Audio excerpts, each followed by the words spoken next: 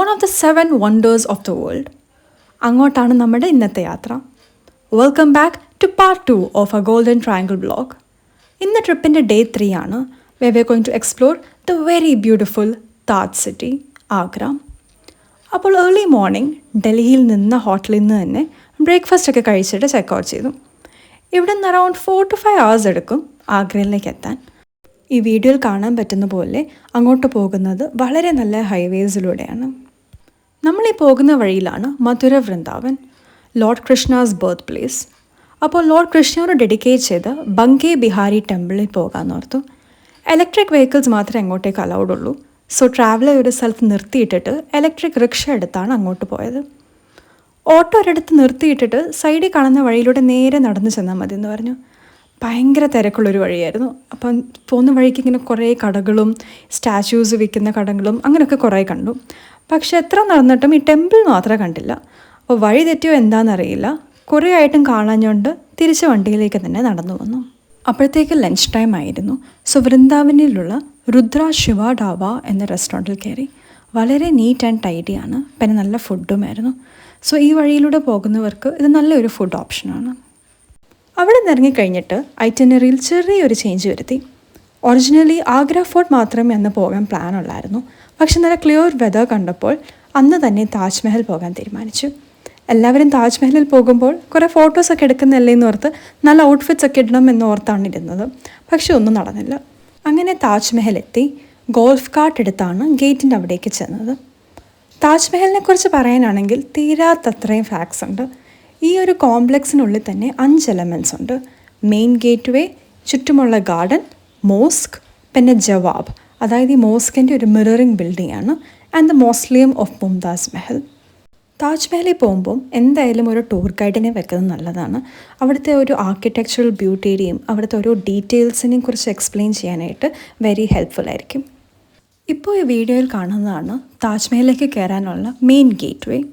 White marble and red sandstone വെച്ചുണ്ടാക്കിയ ഈ structure is filled with beautiful Arabic calligraphy of Quran verses and other floral designs. ഈ ഗേറ്റിൽ നിന്ന് ഇറങ്ങുമ്പോൾ ഉള്ളൊരു view, Taj Mahal in all its glory and elegance. വേർഡ്സിലൂടെ express ചെയ്യാൻ പറ്റാത്ത അത്രയും മെജസ്റ്റിക് ആണ്. ഇത് ജസ്റ്റ് ഒരു ബിൽഡിംഗ് മാത്രമായിട്ട് കാണാൻ പറ്റില്ല, ഇതൊരു ഫുൾ എക്സ്പീരിയൻസ് തന്നെയാണ്. ഉള്ളിലേക്ക് ക്യാമറാസ് അലൗഡ് അല്ലായിരുന്നു, സോ അവിടുത്തെ വിഷ്വൽസ് ഒന്നുമില്ല കയ്യിൽ. But it's definitely A must visit place and truly A world wonder.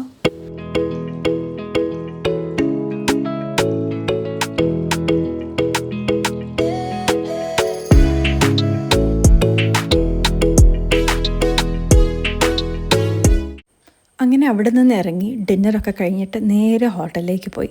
Sarovar portico എന്നായിരുന്നു ഹോട്ടലിൻ്റെ പേര്. വളരെ നല്ല സ്റ്റേ ആണ്, ഇൻക്ലൂഡിങ് ഓൾ ഫെസിലിറ്റീസ്.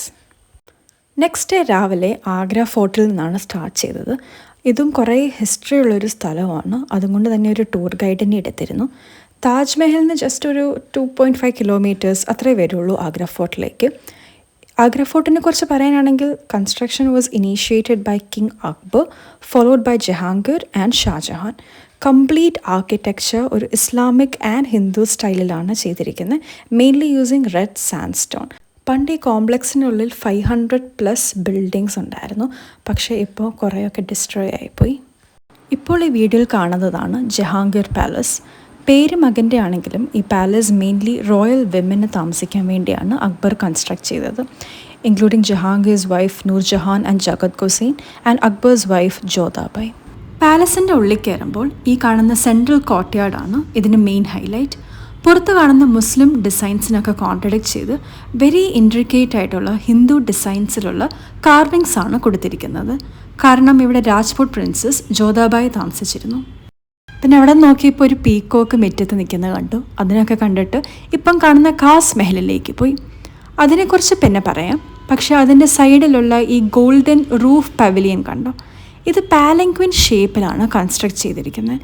ഇത് ഷാജഹാൻ്റെ 2 daughters ജഹാനര ബീഗം ആൻഡ് റോഷനാര ബീഗമിന് വേണ്ടിയാണ് ഉണ്ടാക്കിയത്.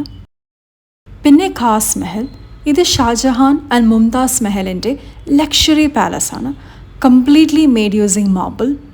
ഇവിടുത്തെ ഈ ഫ്ലോറൽ ഡിസൈൻസ് കണ്ടോ? വീഡിയോയിൽ അത്ര ക്ലിയർ അല്ലെന്ന് തോന്നുന്നു, പക്ഷേ ഈ ഫ്ലവേഴ്സ് എല്ലാം അപ്വേർഡ്സ് ആണ് ഫേസ് ചെയ്തിരിക്കുന്നത്. To indicate happiness.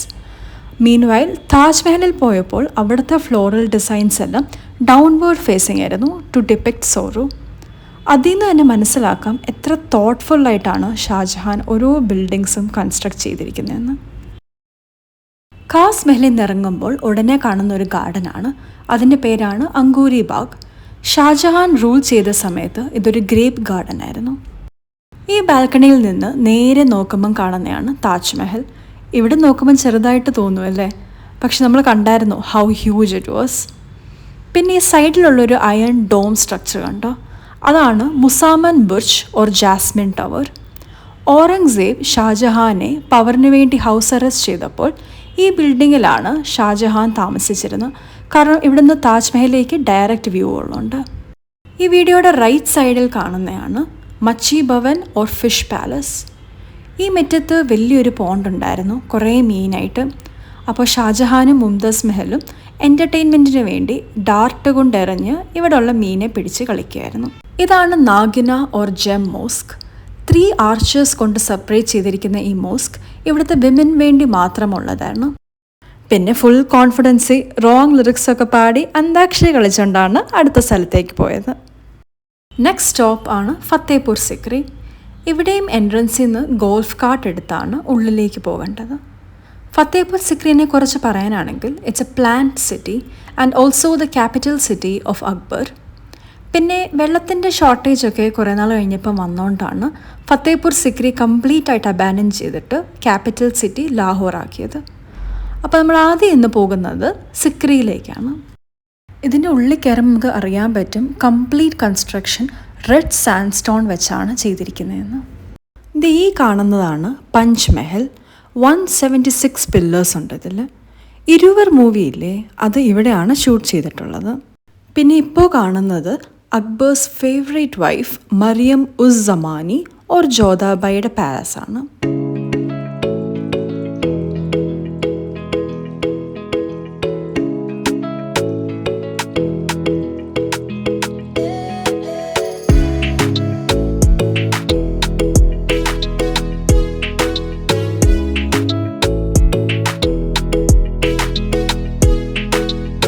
നെക്സ്റ്റ് ഫത്തേപൂരിലോട്ടാണ് പോയത്. This is more of the city side and first തന്നെ കണ്ടത് Buland Darwaza or the door of victory. It was constructed by Akbar after his victory over Gujarat. ഇത് ലോകത്തിലെ തന്നെ ഏറ്റവും ലാർജസ്റ്റ് ആയിട്ടുള്ള ഗേറ്റ് ആയിട്ടാണ് അറിയപ്പെടുന്നത്. ഈ ഗേറ്റിൽ നിന്ന് ഇറങ്ങുമ്പോൾ ആദ്യം കാണുന്നത് ജമാ മസ്ജിദാണ്. നമ്മൾ ഡൽഹി പോയപ്പോൾ വേറെ ഒരു ജമാ മസ്ജിദും കണ്ടിരുന്നു അല്ലേ. ഇന്ത്യ മൊത്തത്തിൽ 11 ജമാ മസ്ജിദ്സാണ് ഉള്ളത്. ഈ കോംപ്ലക്സിനുള്ളിൽ തന്നെ സലിം ചിഷ്ടി എന്നൊരു സൂഫി സെയിൻറ്റിൻ്റെ മോസ്ലിയം ഉണ്ട്. അക്ബർ ഒരു മെയിൽ സക്സസറിന് വേണ്ടി സെയിൻറ്റിനോട് പ്രാർത്ഥിച്ചപ്പോഴാണ് ജഹാംഗീർ ഉണ്ടായതെന്നാണ് കേട്ടിരിക്കുന്നത്. അവിടുത്തെ കാഴ്ചകളൊക്കെ കണ്ടതിന് ശേഷം ലഞ്ചിന് വേണ്ടി ഹൈവേ കിങ് റെസ്റ്റോറൻറ്റിൽ കയറി. പക്ഷെ ആരും ഇവിടെ കയറില്ല. കടയുടെ ലുക്കും തരുന്ന ഫുഡും കിട്ടുന്ന ബില്ലും കൊണ്ട് ഒരു മാച്ചും ഇല്ലായിരുന്നു. 5 സ്റ്റാർ റെസ്റ്റോറൻറ്റ്സിനില്ല ഇത്രയും റേറ്റ്. പിന്നെ അങ്ങോട്ടും ഇങ്ങോട്ടുമൊക്കെ കുറച്ച് പറഞ്ഞിട്ട് വണ്ടി എടുത്ത് നേരെ ജയ്പൂരിലേക്ക് വിട്ടു. And that was the end of part 2 of a golden triangle vlog. Stay tuned.